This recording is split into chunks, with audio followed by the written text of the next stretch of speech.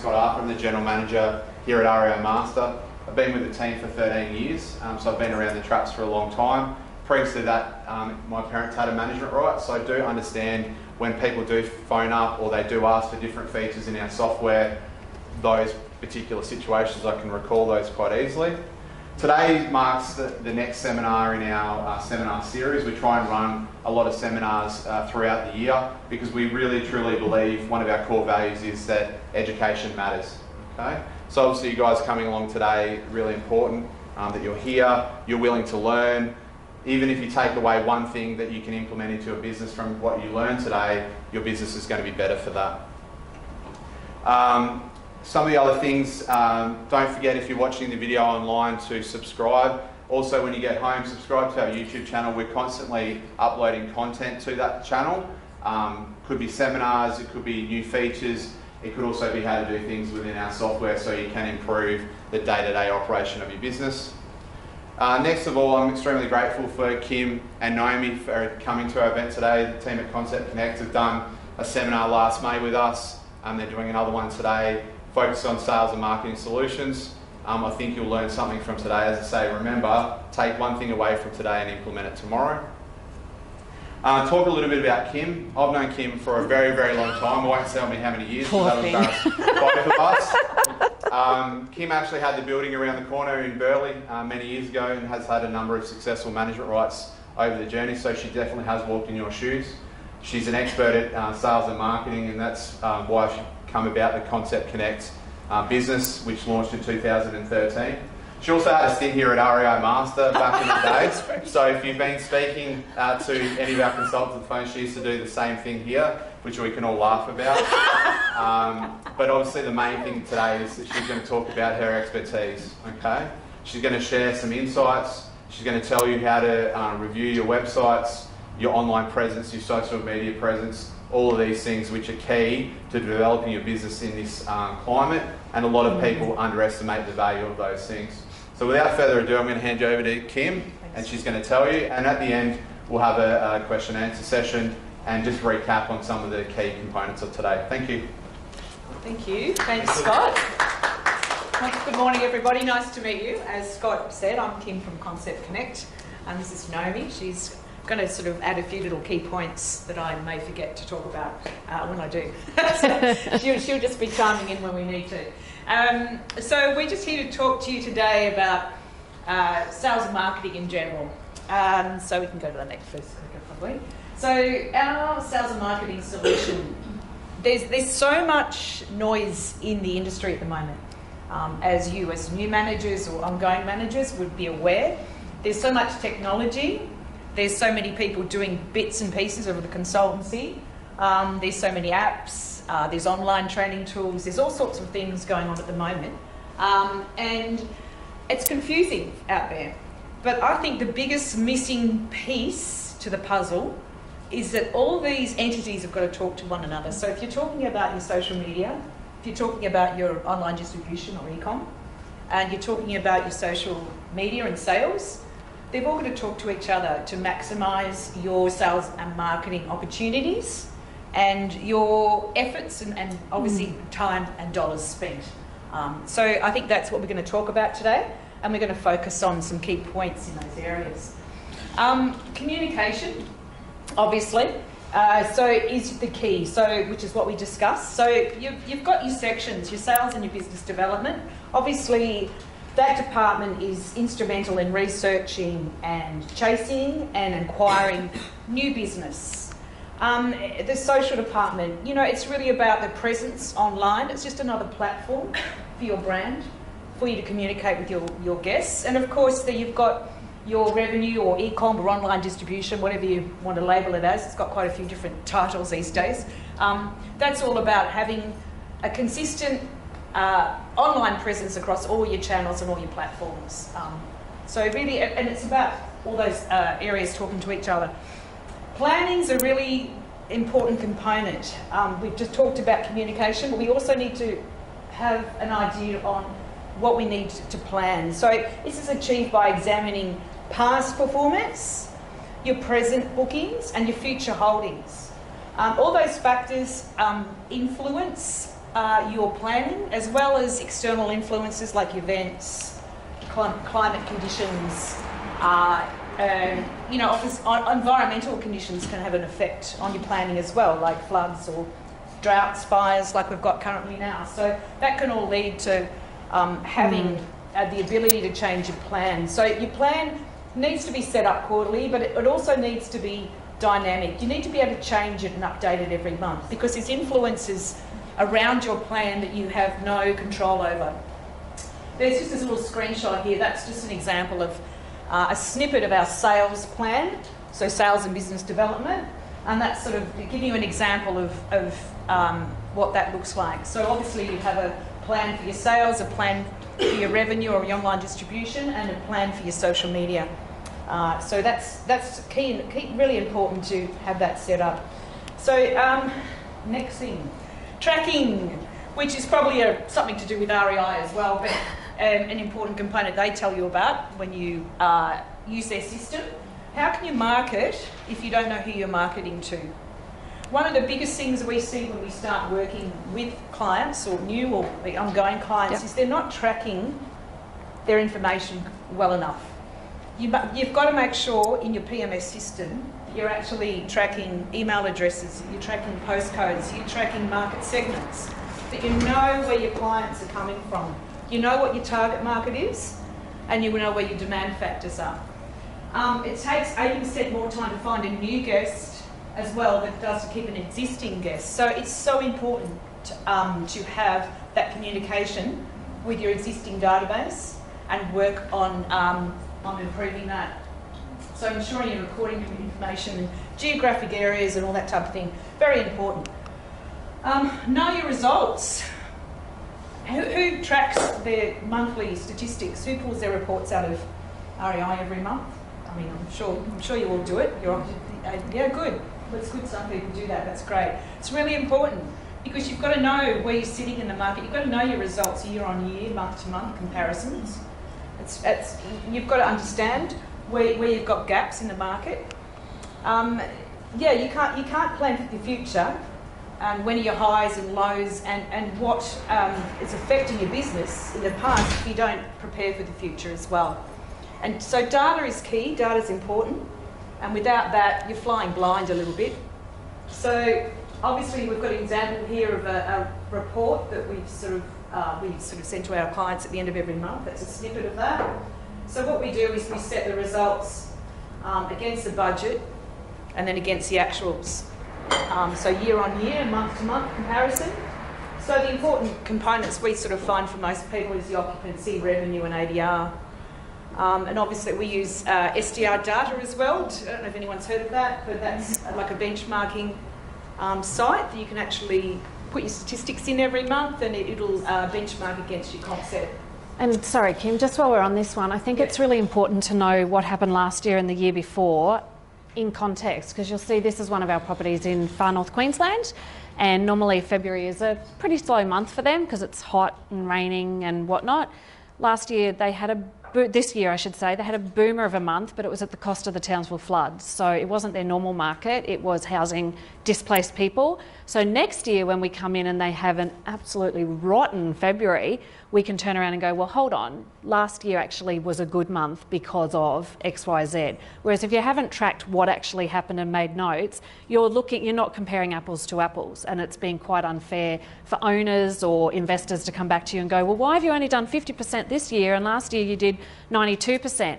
Well, there was a natural disaster, and that's what caused the status quo to be knocked off kilter. So that again is why your data must be right. So once again, that comes down to your planning, your communication. It's all tying together. Everything's got to tie together. So knowing your market segments, which is what we just touched on as well, which is part of your tracking, recording, knowing where your business comes from is really important. There's a couple of just little pie charts we've pulled out here. One's for a predominantly leisure-orientated property, the other for a more corporate or business-orientated property.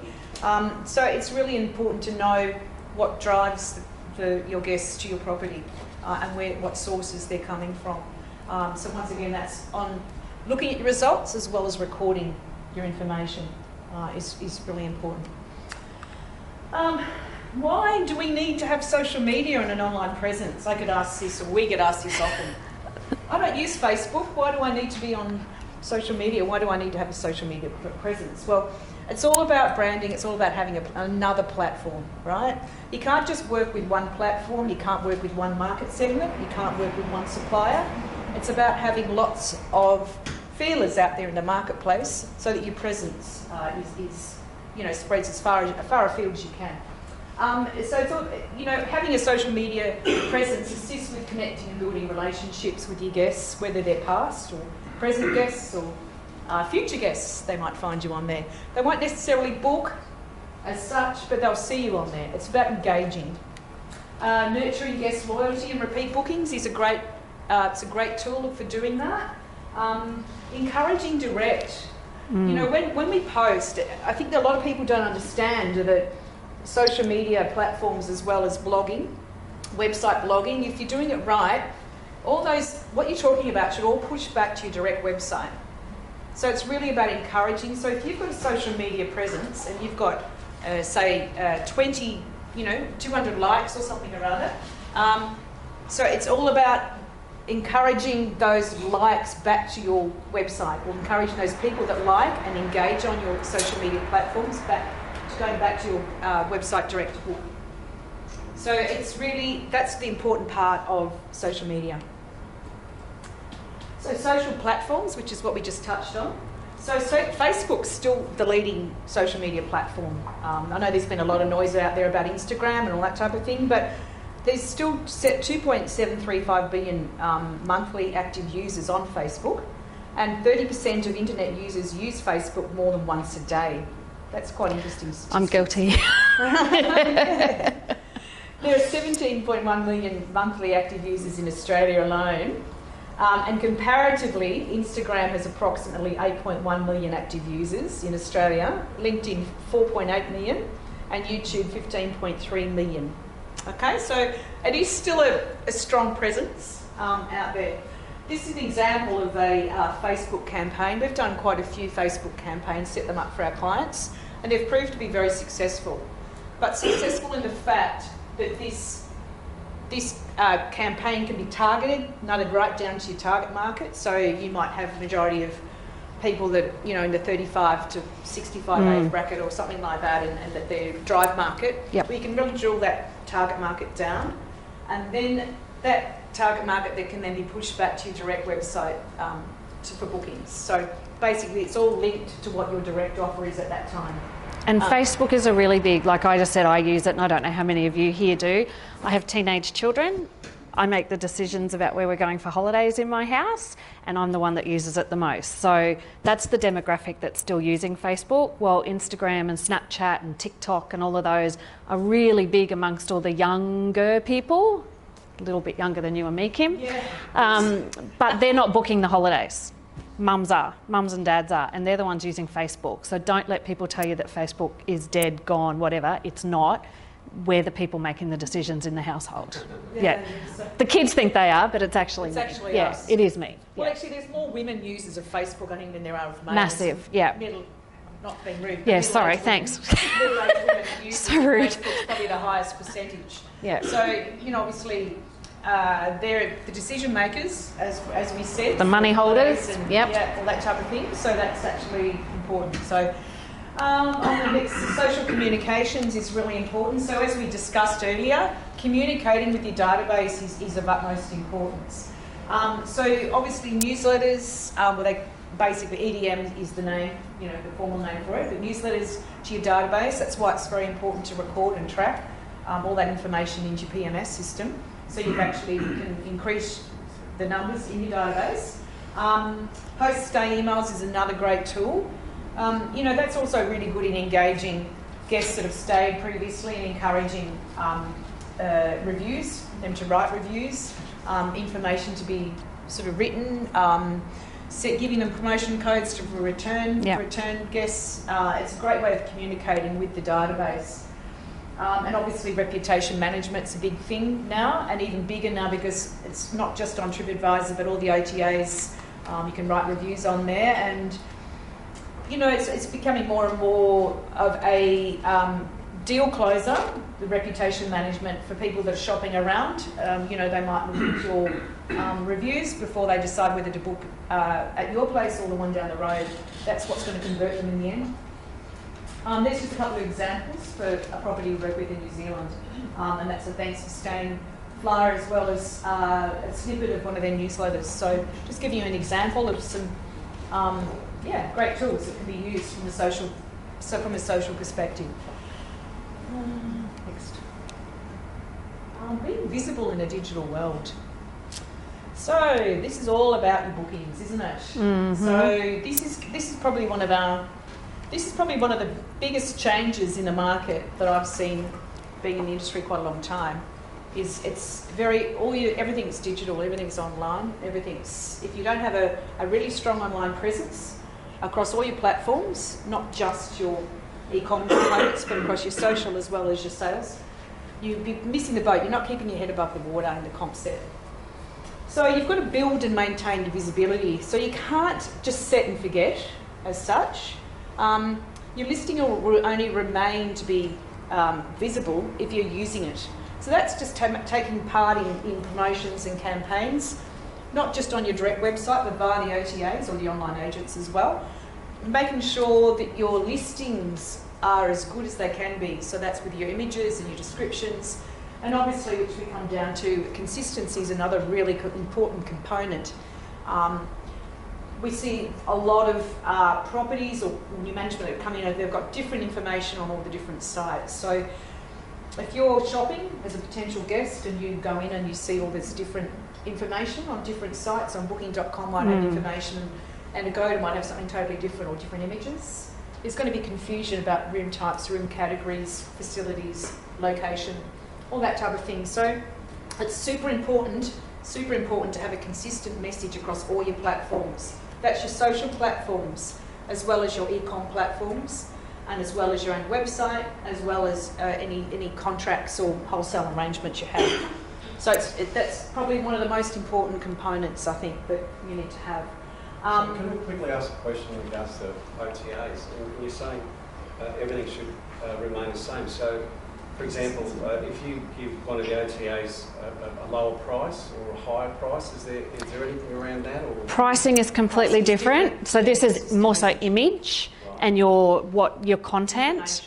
Pricing, yeah, there is ways and means you can do slightly different things in the market, but you have to be a little bit savvy about how you do it, or otherwise you're going to get penalised all over the place, because, you know, parity apparently doesn't matter, but we all know it does.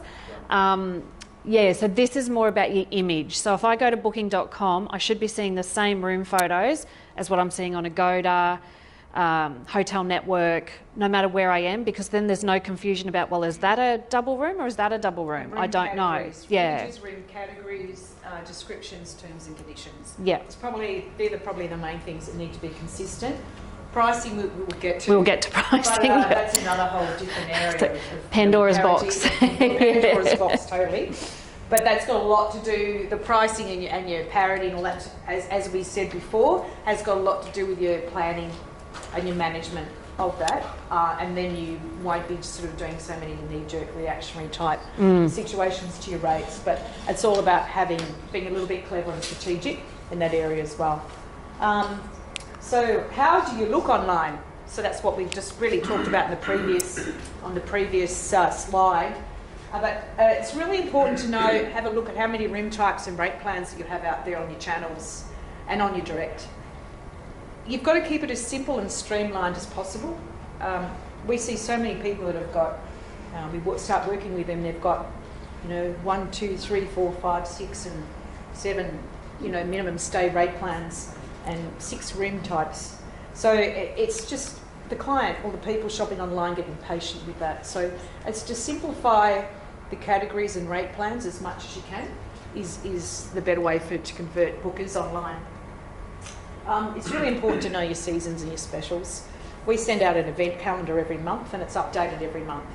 You've got to know ahead of time, you've got to be strategic, you've got to look ahead with what's coming up so you can actually work your prices and work your distressed stock and work your room categories. It's really important to know what your average length of stay is. This is all about tracking and recording. It's going to come out of your PMS. You're going to be able to find that easy enough with your reports out of REI. So it's really important to know what your average length of stay is, because if your average length of stay is 3 nights and you're putting out a 7-night special, are you going to get people booking? No, because you've got people that are obviously travelling to your property that their average length of stay is 3 or 4 nights. They're not going to really stay 7 unless it's maybe over Christmas, New Year. Or the season may be different. As well. So that's really important to know that. How far in advance do they book? Once again, that's when you're setting up advanced purchase. It's really important to know you can actually tap into that market if they're booking an average of 30 days in advance or 45. You want to sort of really harness this was those people. A big one we found when I first came on board to Koncept Konnect, and back probably 5 years ago, it was everybody did a 14-day and a 21-day advance special. I've got a property on the Sunshine Coast. Our advance purchase special for them is 120 days. Because inside that, people were booking it anyway. So why are we giving them a discount for behaviour they're already showing? So we did a test. We took it out and went, okay, well, if people stop booking that 21 days, we know that it was actually because of the special. They didn't stop booking 21 days out. So we were giving away a 15% discount when they were going to book it anyway. So we've now moved their booking window out to 120 days, and it's working a treat. So we're getting people out that far going, oh, I've got to book it now. It's non-refundable, so once it's booked in, it's money in their pocket, and they know those guests will arrive. Yeah. Do you have the best available rate and know what commission levels fall off these rates? Well, we've got a slide on the next, which we can talk to about in more detail about that, but it's really important to know your rates and your net rates, and what, if you've got corporate or wholesale and inbound, what sort of commissions that they're pulling out off your bar rates. It's really important to know that. Once again, wholesale or corporate or inbound rates. Do you know who your competitor set is? It's easy enough to find this comp set on the back end of some of the OTAs on Booking.com or Expedia, to go in there and set up your comp set and to know what they are, or you might know that and you might be able to jump on different direct websites and make sure you're checking that out on a regular basis, what's happening, especially in your low season. We need to sit above that. If all else fails, your Booking.com and your Expedia market managers will set that up for you, and they've got much better data to have a look at who you think your competitors are compared to who your competitors really are. So Booking.com has a little thing that it used to say who ate your lunch. So it was basically if someone had come to your site and gone halfway through the yes, I think I'll book, and then disappeared, it actually tracked where they went and booked. So instead of booking you, they booked XYZ. So if they do that a number of times over the 14-day period, Booking.com knows that they're actually your competitor, maybe not ABC, who you think is your competitor. So it's really, those stats are there for you to use. That's what your 15% commission is paying for. Go and use their data. Yeah. They've got so much data, and if you can't work your way around it, ring them and ask for some help. Utilise the OTAs and what they're all about. It's what they're there for. And then I think just your terms and conditions. Obviously, there's a lot of rumble, has been for some time, about better direct. How can we get more direct business? You've got to think a little bit strategic along these lines. Obviously, that's got to do with your rates and obviously your terms and conditions. There's restrictions on the OTAs with what you can set up with your T&Cs. Yep. So why not have a looser arrangement on your direct, so that encourages people sort of to book direct, which is great. Then we're going on to understanding your rates, which is what we just touched on the previous slide. So that's an example of your rates and your different commission levels, which you should know, because everyone's got agent rates, everyone's got corporate and government rates, and obviously some of you may have wholesale and inbound contracts with Hello World or whatever that as well.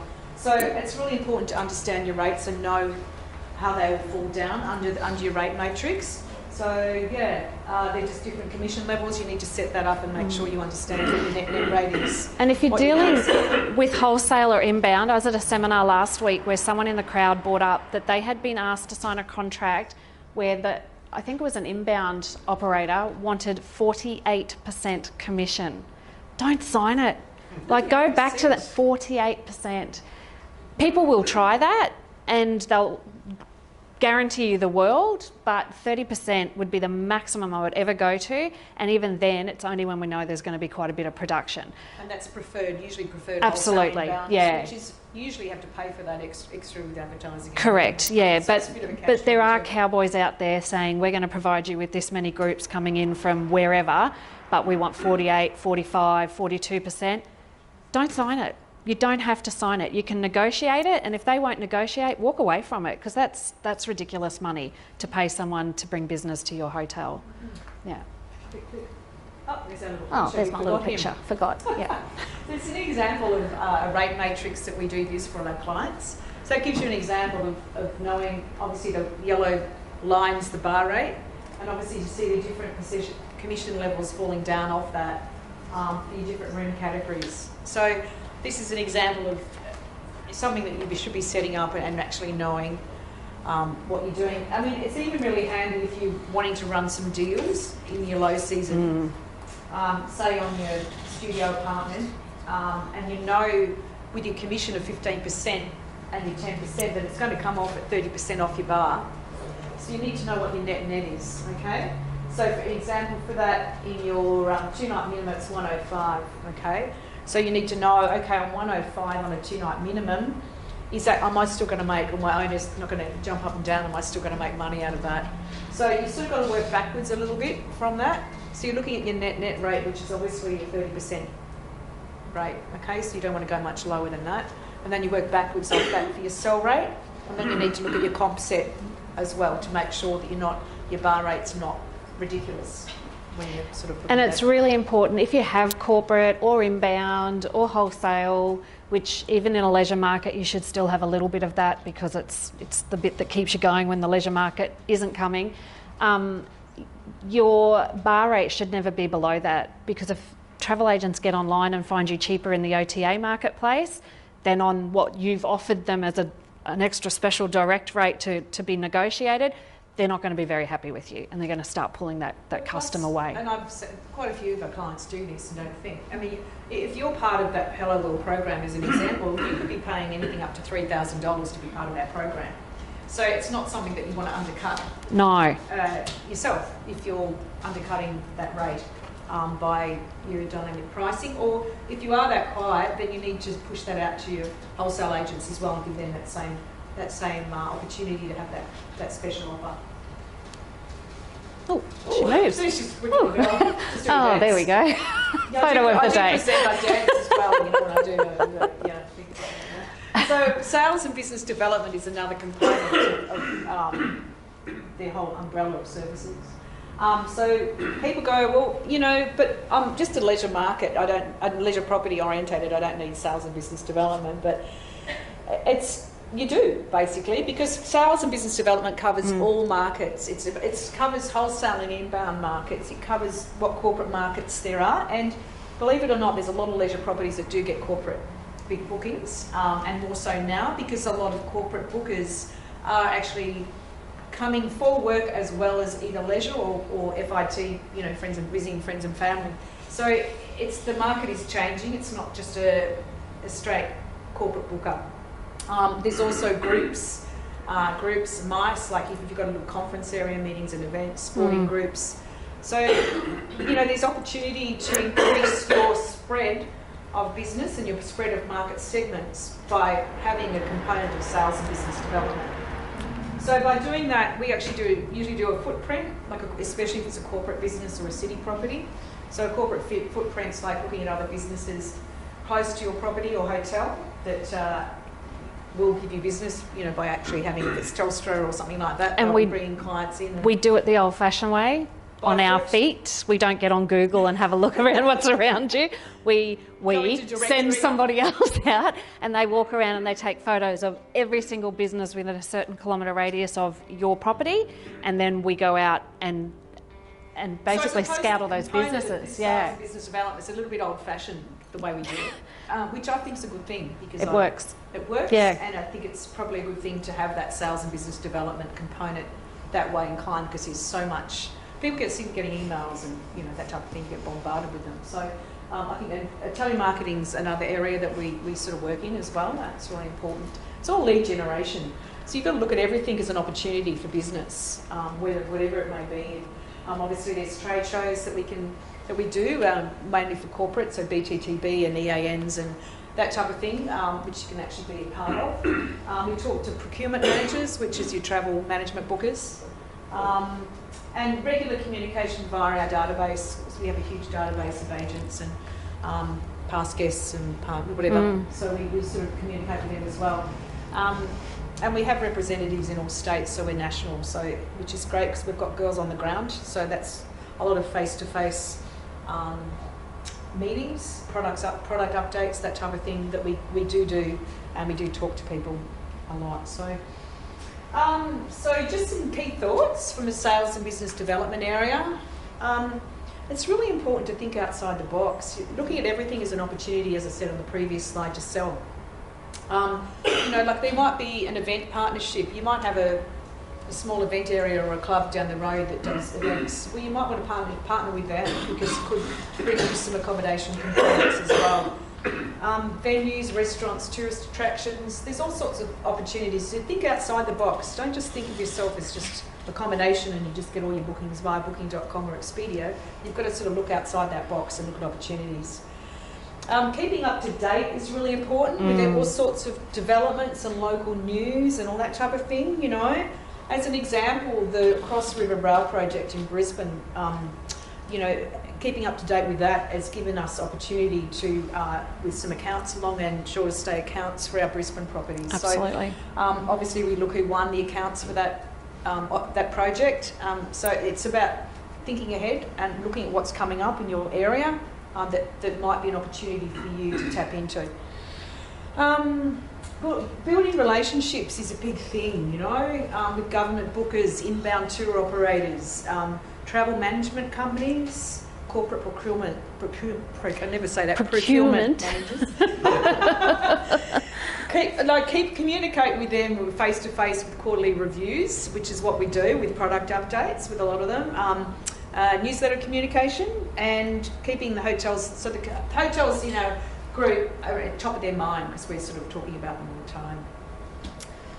A good market mix is really important, not just relying on one market, which is what we saw on those pie charts earlier. It's really important to have a mix because there's always fluctuations in market, there's always fluctuations in supply-demand. Obviously, if you've got some corporate business and some leisure business, well, obviously there's going to be fluctuations. They're two big markets around those markets at different times of the year, and also different times of the week. So obviously your corporate bookers will be more Sunday to Thursday, and then your leisure more weekend, and then outside of that, school holidays. And there's got to be a balance. And to pick that balance up, you need to be across all different market segments. So you need to be on correct distribution channels. So this is all your online channels that you need to be connected with, which would touch base. If you're going to want corporate bookers, you must be on the GDS, which I don't know if everyone knows about what that is. We're going to slide on the next one, get to that one. If you want government businesses, you must be partnered with AOT and Lido and Hotel Network, those types of properties. And for your conference business, you must have relationships with PCOs, which is conference organisers, and venue facilities on certain websites, listings as well. So, and once again, we're coming back to that updated calendar every month. Yep. And that's reflective from your communications through to your e-com, through to your sales. So that's, once again, they're all talking to each other. So that calendar of events and that updated monthly information needs to go out across all different channels. So it's really important to have that. So what is the GDS? I'm not sure if anybody knows what that is. Global Distribution System. So it's it's a way that corporate bookers book, basically, and through corporate travel agents. It's not just corporate, though. There's quite a lot of leisure. As I said, leisure and corporate, there's a bit of a mix. There's a bit of a grey area now with those travellers as well. So you have access to over 500,000 travel agents. So if you go into, say, like American Express Travel to book, the GDS is the only medium that they actually look at to look at availability, and it does connect via your channel manager and into PMS as well. But it's actually a really good tool, and we've had quite a few leisure properties that have had a lot of success with being on the GDS. Absolutely. as well. So it's a really, you need to be on that. If you're not wanting to tap into any business travel, you need to be on the GDS, because otherwise you're missing a whole online segment that you could be getting business from. So it's really important to be part of that. So your direct website, which we've talked about, touched on as well. So that's going to be the nucleus of your business, your website direct. So you've got to have a clear benefit to book direct. It's got to be clear. It's got to be responsive. Obviously, that's most people have mobile responsive websites or iPad responsive. 52% of bookings are done on these. So if you're not responsive on this or you're too hard to use, I call it the one thumb test. If you can't be booked with one thumb, people aren't going to book you. They're going to move on to the next property. That's right. Yeah, especially your last minute bookers. So you've got to, and a lot of that travel is last minute these days. So you've got to really, it's a really important component. So many people don't have a good responsive website still, even now.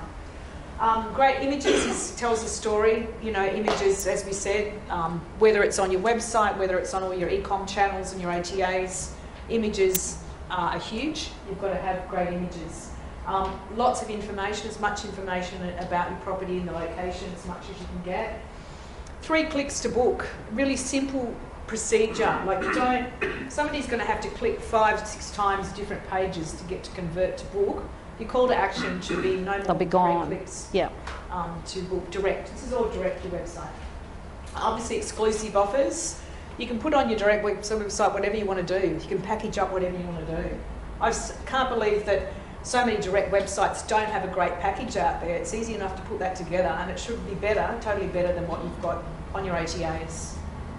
You've got flexibility in packaging up opportunities, you know, adding on benefits, say, you know, discounts on vouchers, later checkouts, room upgrades, whatever you want to do, you should be doing that on the direct website. Click to call is essential too. There's a lot of websites that don't have a click to call, especially on mobile.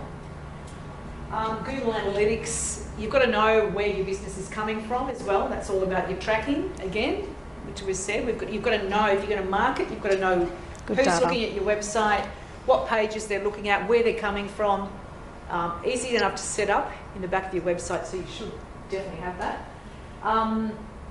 And your Book Now button should be on each of your website pages, every page. So if they're scrolling onto your apartment page, you should have a Book Now button on every page. So there's a clear call to action. And as Scott said, if you take one thing away, if you don't have a Book Now on every single page of your website, you need to get that fixed tomorrow. Yes. Probably this afternoon, actually. Yes. Ring your web developer and go, I need a Book Now button on every single page. They'll be very happy to be told on that. No.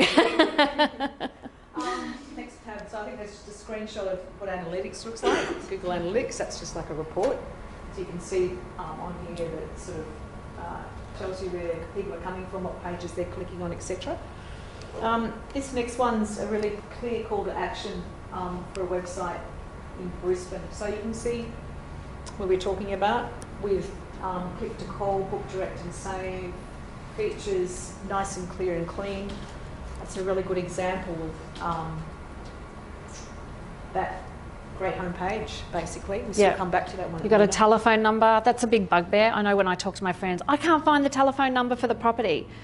But you know what, another thing I find which is really annoying, they don't have the address as well. You've got to hunt around to find an address. Yeah. So if you're driving somewhere, you go, oh, what's the address of that place? And obviously that's a very clear indication straight underneath the phone number of the address of the hotel itself. Because my parents will research all of this online, but they won't book it online because that would be putting your credit card online, and that's just too frightening for them. So they want to ring you. So if they can't find your phone number, they're out, moved on to the next one. So really, really important to have all those details as clear as possible. As clear as possible on your website, okay? Yeah. So, look, this is just, this has been, I've had this for ages. Whenever I was in management rights, I used this card. You're laughing at Scott, so you can see him laughing at me. But I still think it's one of the best tools, okay? And it's so simple to use, and I can't believe that more people aren't using it. So it's really just about customer service, which I think is so important. Like, you can market and sales till the cows come home, but if your customer service at your property level is not great, then you're going to be shooting yourself in the foot, really, with your spending money. That you've got to give great customer service, and you've got to try at property level to try and get those people to come back to you and give them a reason why they want to book direct. okay? And this is one of the best tools you use. You just get one of your business cards, get a stamp, set up your promo code on your booking button, and always give the return guest whatever sort of discount it may be, whether it's a 15% or whether it's a bonus bottle of wine or whether it's a beach pack, whatever you want to do. Free upgrade, late checkout, whatever works for you. But they need something. Why am I going to come back and stay at the same property again? So it has to be a customer service and the WIFM. What's in it for me? Yeah, so that's really important. We're talking, as I said, we're talking about all these things, having your planning, your tracking, everything else, but it's going to come back to how you treat that customer and how you encourage that, how you work those corporates to get them back, how you work your return guests to get them back to property level, what you're going to give them. You've got to be competitive in the marketplace with your offering, with your rates. You've also got to provide a good, clean service and all that type of thing. But, you know, it comes back to you guys in the end. You know, we can't do anything magic if you don't do the stuff at the property level. So just some key takeaways. I mean, this is a really big thing. Effective sales and marketing takes time. It's not instant. And especially if you're doing anything to do with sales and business development, there's quite a long lead time to generate business from that. A lot of it can be 12 months down the track if you're working on a corporate client or you're working, you've just signed up with an inbound or wholesale agent. Obviously it's a year before, so that doesn't kick in until April the following year. So, you know, there's a bit of a long lead time with new market segment information. Of course, there's a shorter lead time with things online, but that's one area of your market. And I think the OTAs have made us really lazy with that we do something on the OTAs and it's instantaneous, whereas sales and marketing isn't always about instantaneous gratification. It's about getting long-term clients in place for when those short-term clients aren't coming through the door. Hire sales and marketing staff if you can't do it yourself. And it's getting harder to fathom and navigate your way around the digital world. Everything's there now. And it's becoming more important to know who the go-to person is, especially with OTAs or whatever else. But so it's really important. If you can't do it yourself, then it's time-consuming to do it yourself if you don't have those connections. We know people if you need someone to do this for you. We can put you in touch with a really good mod to do that. What's the next one? Have a plan, know your data and your guests, which we've run through just before as well. Really important summary. Communicate your goal with staff and celebrate success. You know, I'm not sure how big all your different properties are or you know, if you've got quite a few staff under you, but it's really important to communicate with your staff what you do, what specials you've got on, you know, where you want to go, what targets you want to reach, whether it's occupancy or whether it's room categories or whether you're wanting to renovate 6 rooms next year. You know, it's really important to communicate with your staff in your front office so they know. And another thing which I just thought of as well, make sure that your staff have got, if you've got someone on reception, make sure that they can offer. If somebody rings up and said, look, I've seen on booking.com that you've got tomorrow night's 200 a night, can you offer me, say, a better deal? And they go, no, you have to book on booking.com. You know, I don't know how many times we hear that. Make sure your staff or your front office are educated to offer, yes, we can give you 5% off that. You know, you're still saving money because it's 10% commission you're not paying. Exactly, and you've kept that person direct rather than letting them go off and so book. So make sure, I've just thought of that, that's actually another point. So that's all about communicating with your staff and giving them the autonomy to be able to make those decisions as well.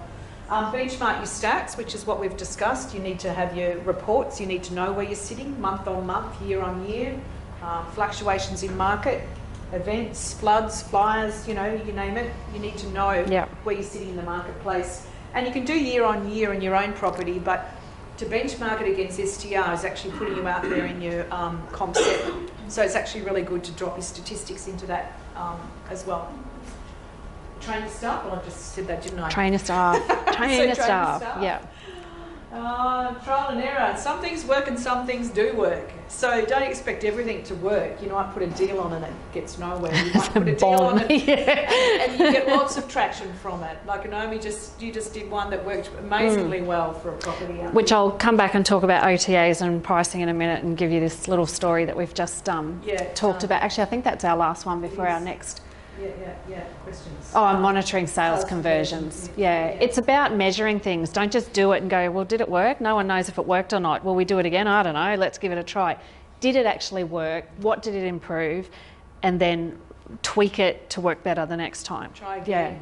And it's all about that, and that's about, once again, recording, setting up in your source reports in REI, making sure that everything's recorded in there, that if you've advertised in the Toowoomba Chronicle, that's just out of the limb, whether you've actually got business on that. How do you know if business actually came in through that? Again, your front office staff need to be asking, how did you hear about us? And then they'll go, but I'm too busy to ask questions like that. Well, then you'll never know where your customer came from. It comes back to training your staff. Yeah. So I think in a nutshell, it's really about, hopefully we've given you a bit of an understanding here of how important it is that all these areas of sales and marketing umbrella, be it your sales and be it your social and be it your e-com, all need to talk to each other, and that and that statistics and that planning and that communication is all important for every sector of your sales and marketing umbrella, and that all has to talk to each other for it to be effective. You can't do a bit of something, you can't just sort of say, oh, I'm going to actually put an ad on Facebook, but not have the direct offer set up on your website. Yeah, where is it going? Where's it going? It's not converting. So you need to understand, and then if that ad on's Facebook's then not going out to the newsletter, to the database, then you're going to miss opportunity there. And then that deal you might also want to send out to your wholesalers if you've got contracts, or ensure that your corporate rates are competitive. Absolutely. To capture some corporate market. So, yeah, it's a fairly complex little web or puzzle, as we called it. But it all needs to join up. Yeah. So just very quickly about your OTAs, and I say, are they friend or foe? Because everyone, the OTAs, 15%, they're ripping us off. Dick Smith gets up and has a bit of a rant one night and puts it on air, and some of what he said is absolutely true, and I stand by it, but he also didn't think about the repercussions. People charging commissions have been around since Adam was a boy. I worked just a few years ago for a really big wholesaler before OTAs and everything were something.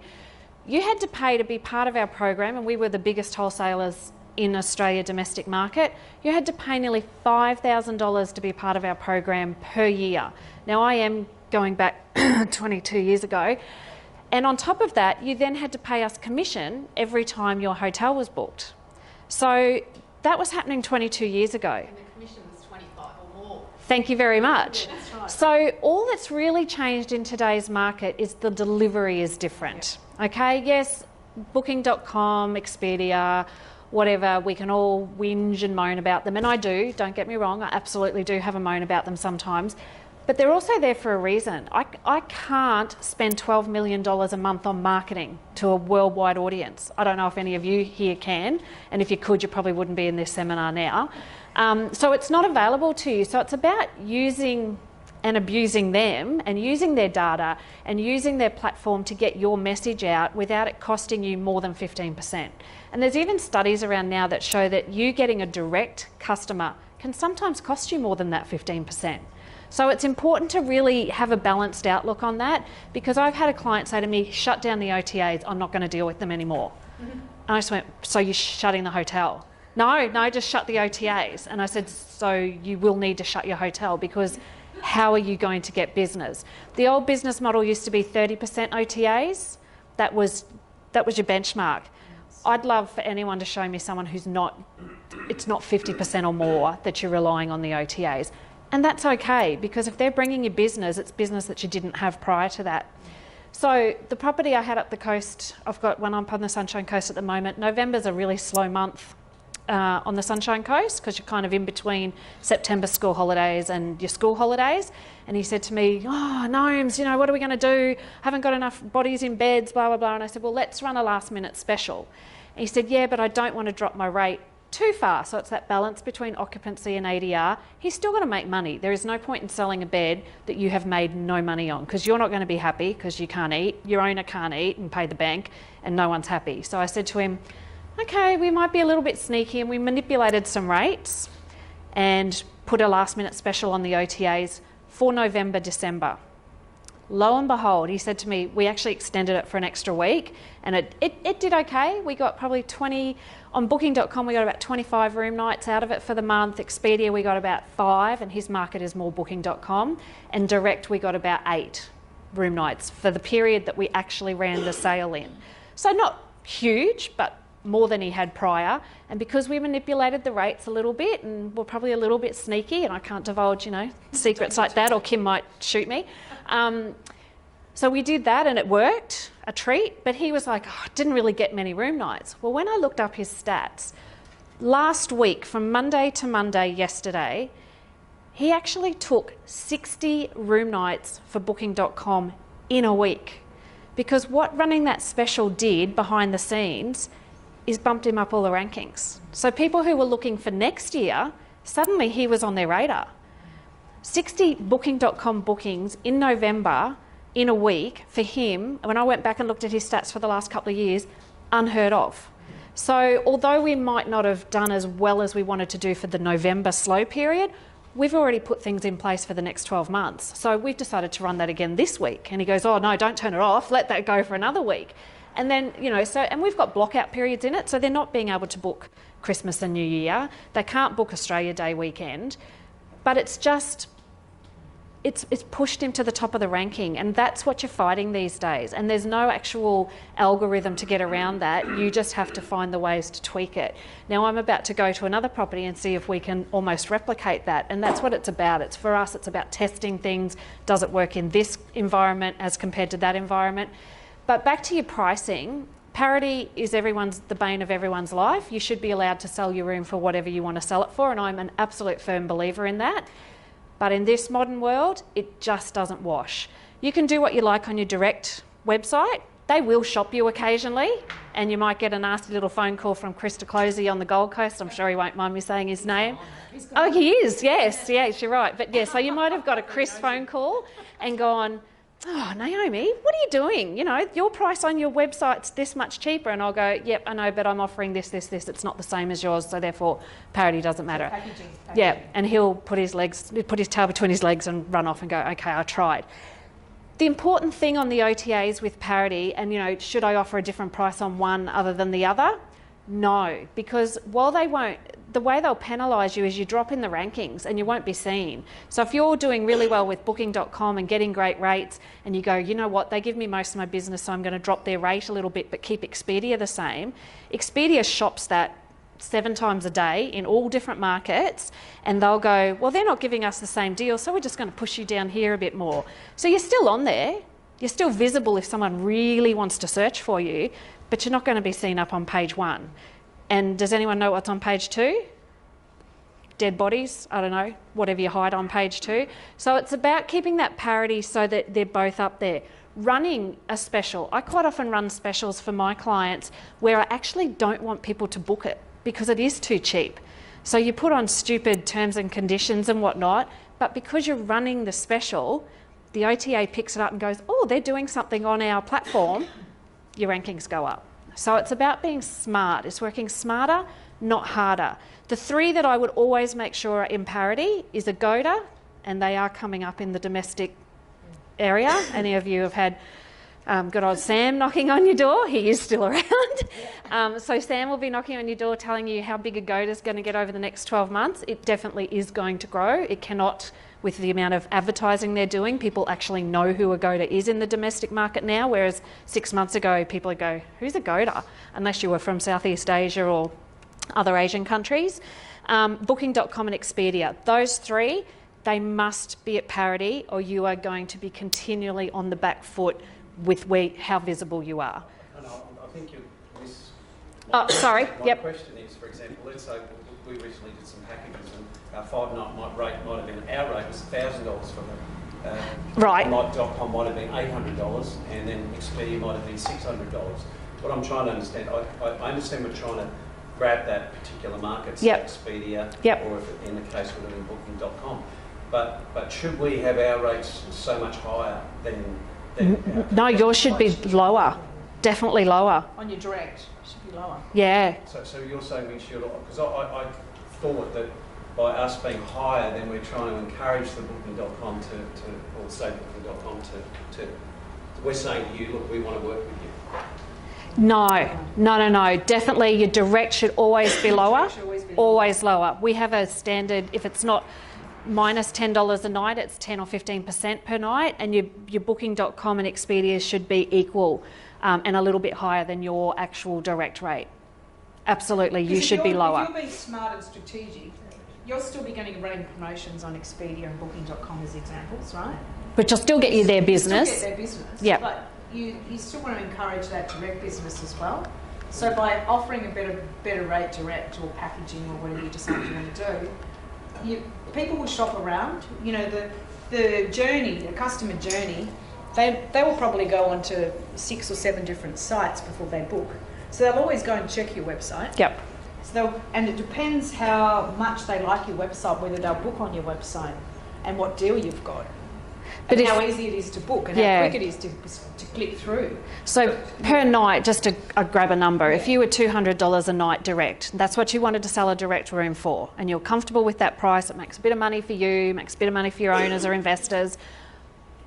At a minimum, I would have the OTAs at $210, if not $220, because you are paying 15% commission, and the only way, as long as you have parity across their platforms, they won't shop you too, particularly for independents. They don't have the time or tenacity to shop you directly. That will come in the future where they will shop your sites, but at the moment they shop across each other. I've got an Agoda problem with one of my properties at the moment, and I'm sure you've all got Agoda problems. And you know, it took me about 3 weeks to find where this Agoda special was coming from. They'd applied a coupon, and I'd been assured that all the coupons had been taken off, blah, blah, blah, blah, blah. We found it eventually, and it was coming out of the Brazil market. And that's what booking.com kept finding and kept applying their early payment benefit on me.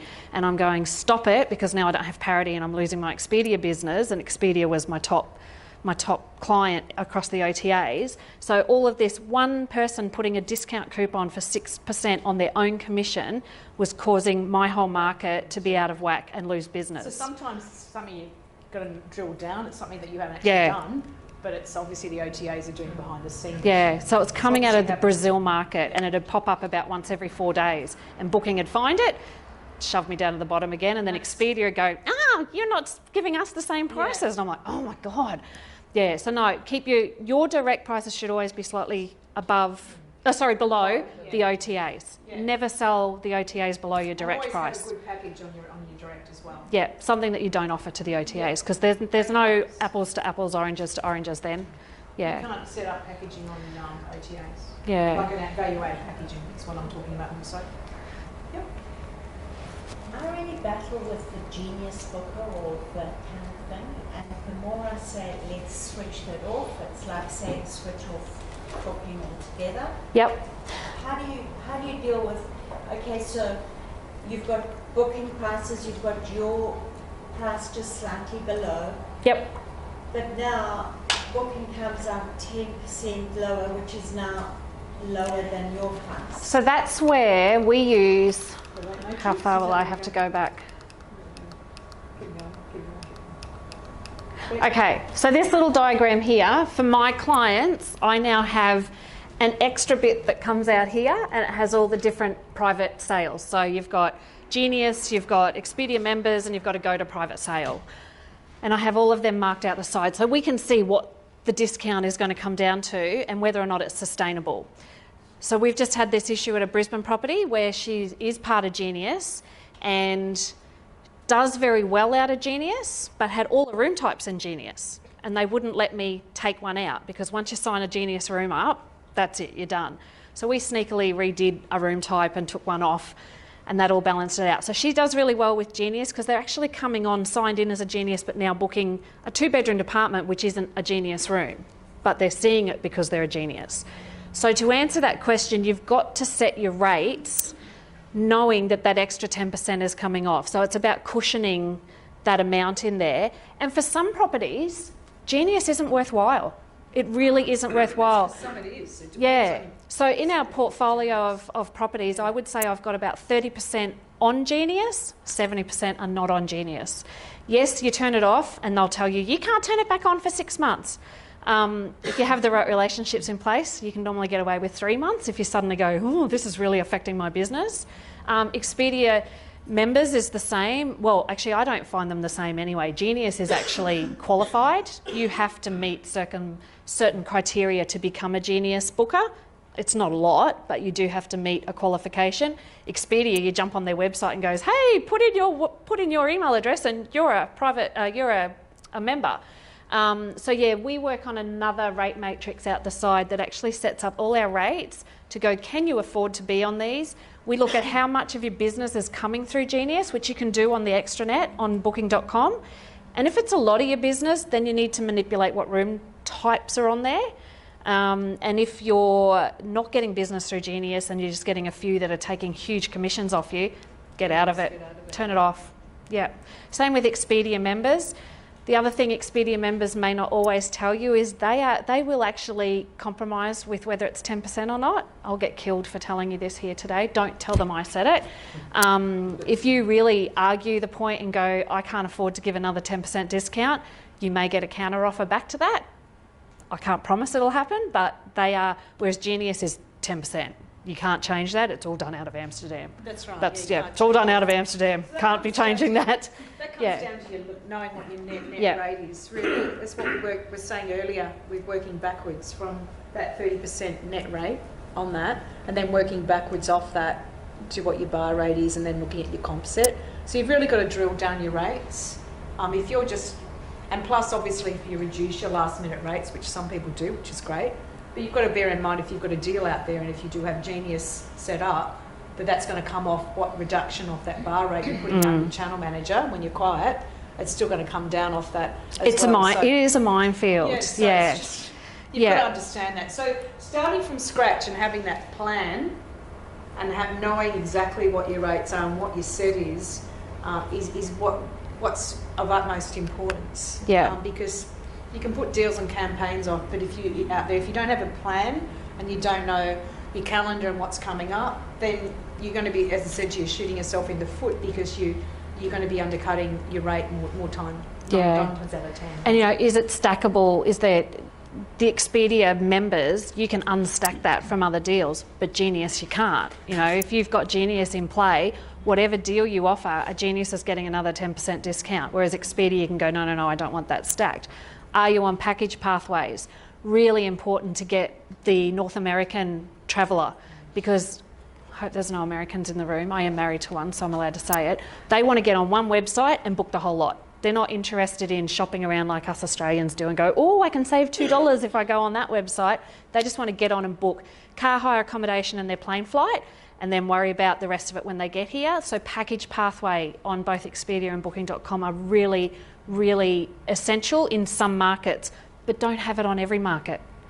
Don't have it on your domestic market because you're giving 10% away for somebody that's probably going to book it all anyway. But from the American market, absolutely, it's a no-brainer. You should be on package pathway, but adjust your rates to make sure that you're cushioning that extra 10%. And what Naomi's talking about too is specific to property. Like everyone's property is going to be different. Your target market's going to be different. Your market segment's going to be different.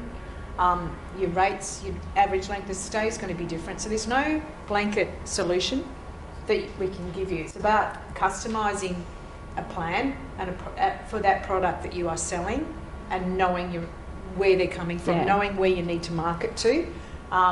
Because what she's talking about is examples for a couple of our clients. Well, we know what works. What works for them. But it's not going to necessarily work for all properties. Yeah, but I guess my big takeaway is don't be scared of the OTAs because they're here to stay. You're not going to change it. You close them off. You're not going to get any business because you're not visible in a digital world. So you have to be on them, but you have to be smart and you have to be comfortable with what you agree to, because sometimes they can be a little bit pushy and they'll bring a new thing to you and go, you definitely have to be in this because look what everyone else is around you is doing and these are the stats I've got.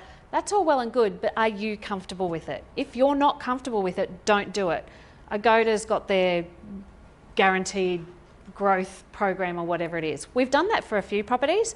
There's other properties we won't touch it with a 10-foot pole. You know, you sign up here, pay an extra 7% commission and they'll push business to you. How do you know that business isn't already coming to you via booking.com or direct? Sometimes you've got to look at yourself in a market and go, is it already saturated? Am I just getting the same market but at a lower price? So you've got to be smart, you've got to be savvy, and you've got to be comfortable. Yeah, and have a plan. And plan. Yeah. It's really about the plan. Plus, it's how you, at property level, convert those OTAs. The OTAs can be an introduction Absolutely. for clients to your property. Because the OTAs can market, they don't have the budget that any of us do for marketing. Correct. Right? So you're going to be found by people that would normally not find you, and they're going to be introduced to your property. So Booking.com have introduced that guest to your property. It's how you look after that guest at property level and convert them to a direct booker. You know, hopefully you might get a 50% hit rate. Absolutely. Booking that. They still might go back to Booking.com to book again, but you can only try. And also that's also going to be great for encouraging, obviously, reputation management and that type of thing. So Yep. It's really about customer service, and I can't instill that enough to work in with a sales and marketing plan. It's so important at property level for you to be doing that. So you've got to think of ways that you can always improve that and how you can do that better at property level. Any other questions? Yeah, just ask in regards to the parity, because you mentioned the Booking.com early payment benefit. Yep. That's a constant battle with us, like Booking.com and Expedia at the moment. Yep. So what's your take? Most of our bookings from OTAs do come from Booking.com. Yep. I'm hesitant to turn off the early payment benefit. I know it's affecting most I've got people. one property that left it on Yeah. because they went, what do I care if someone gives me it's not coming out of, it's not coming off my price. And their Expedia business was few and far between. However, it's now not given us an opportunity to build that market. If that's where all your business is coming from, leave it on. But I must say in 90% of our cases, we turned it off, got everyone back to parity, and then turned it back on. Yeah. Turn off the ability to do virtual cards. Yep. And just turn it off for a week at a time, because it'll actually affect the shop that they're doing as well. Try it. If it doesn't work, then it's about going and finding the source of what's causing them to put that EPB on. And like I said, it took me 3 weeks. It was out of a Brazil market for booking, for a Goda. It was a Goda putting a 6% commission discount out of the Brazil market. It's not even a big, well, actually it is quite a large market for Brisbane, and that's where the problem was. But yeah, I'm like, Brazil? Really? Yeah, because they kept saying, no, there's none on. So they'd left it on one teeny tiny little market. Yeah, so you do have to spend time searching for it. And sometimes that's what you don't have the time to do, which is when we went back to a little bit of self-spruiking, that there are people out there in the marketplace who can help you with that and do those jobs that you just are never going to have time to do. It's about having the contact. On the with relationship, person. yeah. Otherwise, you can go around and if you're ringing the 1300 number or whatever, the helpline, you can be going round and round in circles and being told a different story every time you ring up. So, which you probably all experience at some point in time. So, it's a matter of having those relationships as well. Yeah. Yeah, do you think it benefits you if you always have a discount on your OTAs? No. On your rankings? No, it's better if you actually don't do one for a little while, and a little while might only be a couple of days, and then you take part in another one. So that it's recognising that you're playing in their sandpit a lot more, whereas if you always have one on, it's ho-hum, it's set and forget kind of thing. So yes, if you want to have one day, like all the time without a gap, but change it. Finish one off, start a new one. Rename it, make it slightly different room type, because that's what the system's picking up on, is how often you are, how often you're actually talking to their platform, and that's what gets you up in the rankings. Having great information and images and consistency is probably utmost important. Probably as important as that. And change that content. Once a year, you must go in, even if you just change, one new photo, the way you've written something, put a new attraction on there, a new link to something, because again, they're going, they're actually playing in the sandpit with us. Whereas if you just set and forget, you will end up all the way down the bottom of the rankings. And just really quickly, I know we're out of time. He's standing there. Yeah, I know, he's going, get the shepherd's crook out. Just really quickly with your OTAs and your rankings, I don't know how much you all know. So once upon a time, Kim and I would both sit on different computers on different IP addresses, and we'd do a search, and numbers 1 through to 10 on our searches would be exactly the same, because that's how the algorithms worked. Nowadays, it takes your last 14 days of history of searches and works on that to show you what it thinks you want to see. And Expedia, Agoda and Booking.com all do it. So Kim's been sitting there looking at buying her new Lexus and Louis Vuitton luggage and going on and going on a ski trip. And I've been sitting there researching Kmart mums and, you know, $6 meal plans and, you know, blah, blah, blah. So when we do our exact same search for accommodation in Port Douglas between this date and this date, exactly the same, we will get different results because it goes, oh, Kim's got money to burn, so I'm going to put all the 5 stars in front of her, and Naomi's living in Povland, so she's going to get all the 2 and 3 star properties. So something to remember, that's why you have to be continually changing your content, because not everyone is getting the same search. Yeah. Any other questions? Yeah, sorry, Scott. Sorry, Scott. Yeah. That's okay. I was happy for people to ask questions. I thought I'd wrap it up because I'm sure most people want to get home and start implementing something. That's right. So hopefully everyone took something from today. It was exciting to see people writing lots of notes. So hopefully they turn into plans. I saw a lot of people taking photos, so hopefully they share that with their staff. A couple of takeaways that I'd like to share that I thought were quite interesting is about tracking. There are features in REI Master that you can actually track and force your team to actually get key bits of information. Agent, region, source, email. If you're not doing that, it's no extra in the service, just implement it. You'd be surprised how much valuable information that you are getting. When you are doing your tracking reports, you are getting valuable stats out of it. You can then make decisions based on that, so I think that that's really important. And knowing the results, obviously. Consistency. Number of times when we change clients over from other property management systems to our system, they send through a list of their OTAs and the name of their room types on each OTA. We start pulling our hair out. Like they might be on 15 OTAs, there's 15 different room types. So they have a 2-bedroom executive. Then they have a 2-bedroom ocean view, which is actually in their eyes the same room type. Have that consistency so it makes it easy for your team to manage it, so they're not being bogged down each time. And also so people compare apples to apples, not something completely different. And also photo images seem to be a major problem where someone uploaded it 5 years ago because they really knew Booking.com really well. Someone's uploaded Expedia, you've taken the expense of getting new photos, but you're not actually updating the content on the other websites. So that happen all the time. Creating the opportunity. What opportunity do you want to create? Think about how that plays into your business and the goals that you want to set for the next 3 months, next 12 months. So I think that's really important. And obviously there's help out there. It is lots of information to take in. This may not be your area of expertise. Have someone reach out to someone that knows what they're talking about. The team obviously here at Koncept Konnect. And the last thing is start today. Obviously don't drive so fast that you get a speeding fine, but get back to your office, write down your thoughts today, discuss it with your colleagues, ensure that you're doing something about it tomorrow. It could be as simple as just going to your website and ringing your web provider and making sure that the Book Now button is on every page, the phone number's on every page, the address is on every page. These small takeaways will definitely make some changes pretty quickly. Last of all, I'd like to thank Kim and Naomi from Koncept Konnect providing their insights today and their experiences. So thank you. Also love to thank my team that have put on the event today. We have another event coming up on the 3rd of December called Risky Business with one of the leading legal minds in the industry, Frank Higginson, talking about how to mitigate the risk. So if you've taken the time to come today, really encourage you to come to our next seminar. Okay, thank you everyone. We're talking us on.